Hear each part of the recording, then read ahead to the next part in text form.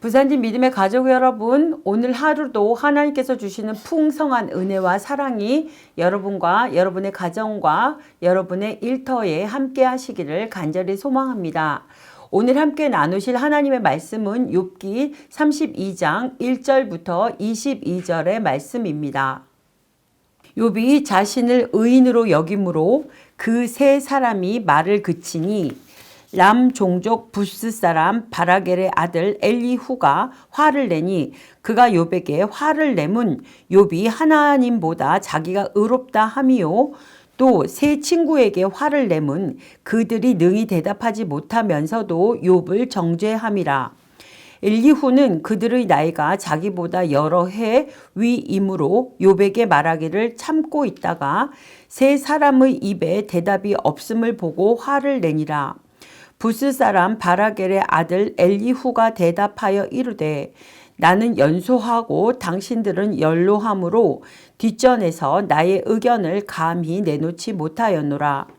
내가 말하기를 나이가 많은 자가 말할 것이요 연륜이 많은 자가 지혜를 가르칠 것이라 하였노라. 그러나 사람의 속에는 영이 있고 전능자의 숨결이 사람에게 깨달음을 주시나니 어른이라고 지혜롭거나 노인이라고 정의를 깨닫는 것이 아니니라. 그러므로 내가 말하노니 내 말을 들으라. 나도 내 의견을 말하리라. 보라, 나는 당신들의 말을 기다렸노라. 당신들의 슬기와 당신들의 말에 귀 기울이고 있었노라. 내가 자세히 들은즉 당신들 가운데 욥을 꺾어 그의 말에 대답하는 자가 없도다. 당신들이 말하기를 우리가 진상을 파악했으나 그를 추궁할 자는 하나님이시오 사람이 아니라 하지 말지니라.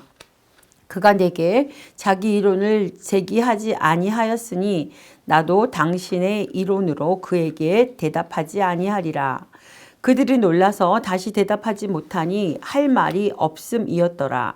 당신들이 말 없이 가만히 서서 다시 대답하지 아니한즉 내가 어찌 더 기다리랴. 나는 내 본분대로 대답하고 나의 의견을 보이리라. 내 속에는 말이 가득하니 내 영이 나를 압박함이니라.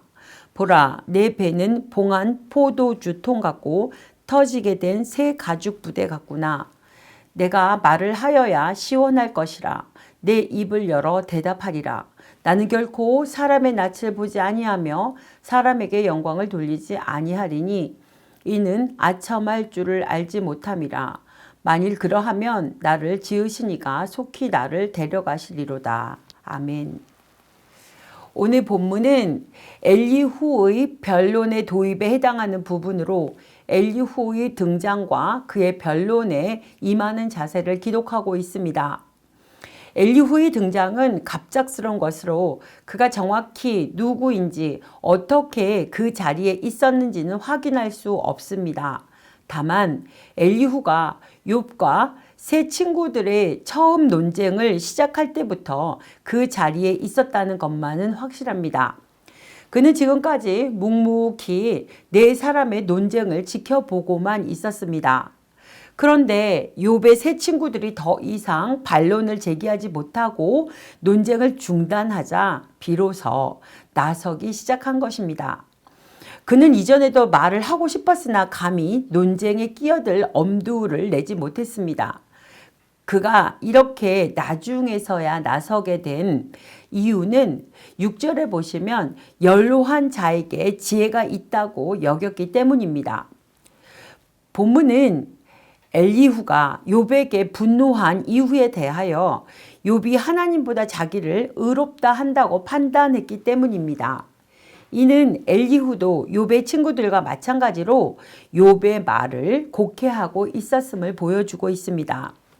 여러분, 욥이 이와 같이 말한 일이 있습니까? 자기가 의롭다고 말한 적이 있습니까? 없습니다.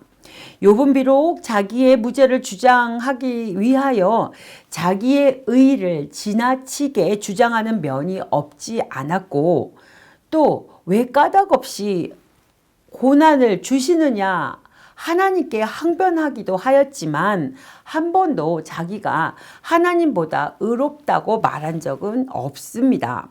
그는 하나님 앞에서 아무도 의로울 수 없다고 분명하게 욥기서 9장 2절에 말하고 있습니다.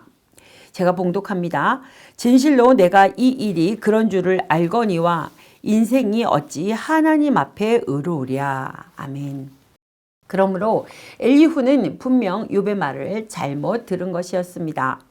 그리고 이로 인하여 그도 욥에게 화를 낼 수밖에 없었고 그의 변론의 내용도 비록 욥의 친구들의 변론의 내용과 구별이 되는 것은 사실이지만 합당한 것은 되지 못하였습니다. 우리는 이 사실을 통하여 말하는 것 이상으로 다른 사람의 말을 잘 알아듣는 것이 얼마나 중요한 일인지를 깨닫게 됩니다. 사실 인간관계에서 빚어지는 많은 분쟁과 다툼이 말에 대한 오해에서 비롯될 때가 많이 있습니다. 그러기에 야고보 기자는 야고보서 1장 19절에서 말씀합니다. 내 사랑하는 형제들아 너희가 알지니 사람마다 듣기는 속히 하고 말하기는 더디하며 성내기도 더디하랴. 아멘. 우리는 듣는 훈련도 잘 해야 합니다. 믿음이 들음에서 나듯이 언어의 소통도 먼저 듣는 훈련이 될 때 가능합니다. 우리는 듣기보다는 말하기에 익숙해 있습니다. 다른 사람의 말을 제대로 들으려 하지 않는 경향이 있지요. 우리는 말하는 것 이상으로 듣기를 잘해야 합니다. 15절 말씀입니다. 그들이 놀라서 다시 대답하지 못하니 할 말이 없음이었더라.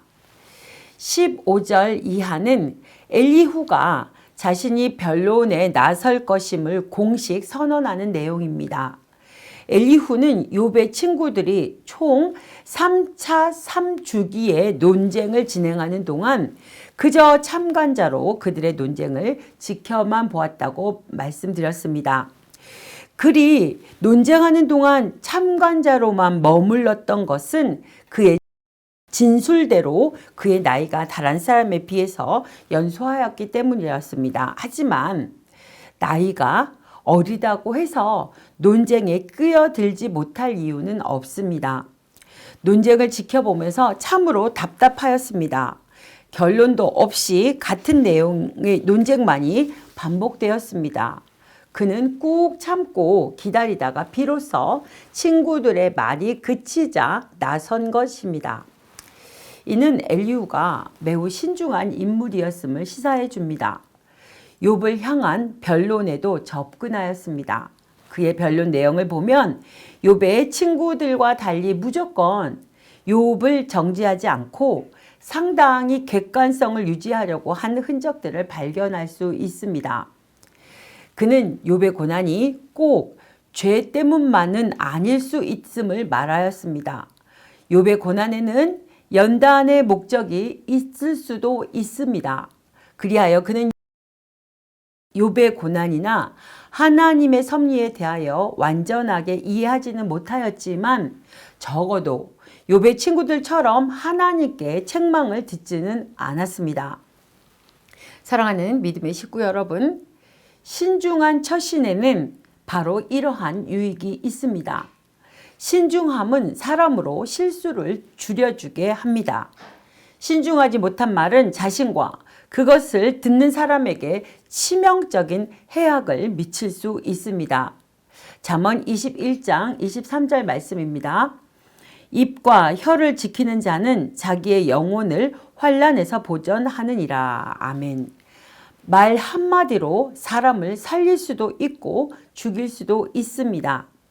사형이 사면이 되기도 합니다. 모든 일에 신중하게 처신하되 특히 말에 신중해야 합니다. 여러분들의 말은 모두 은쟁반의 금사과 같기를 소망합니다. 엘리후는 자기가 확신하는 바를 말하고 싶어서 그의 배가 봉한 포도주와 새 가죽 부대가 터짐같이 되었다고 말합니다. 오늘 우리가 확신하는 말씀은 진리 중에 진리입니다.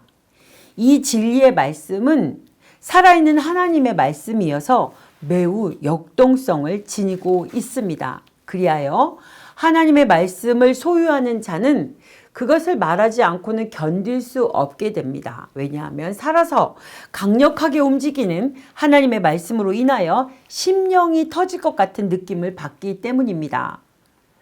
여러분, 바울이 왜 그렇게 복음 전파에 일생을 불태운지 아십니까? 바로 하나님의 말씀이 그 안에 살아 움직였기 때문입니다. 여러분과 저의 심령에도 하나님의 말씀으로 인하여 그와 같이 되기를 간절히 소망합니다. 기도하시겠습니다.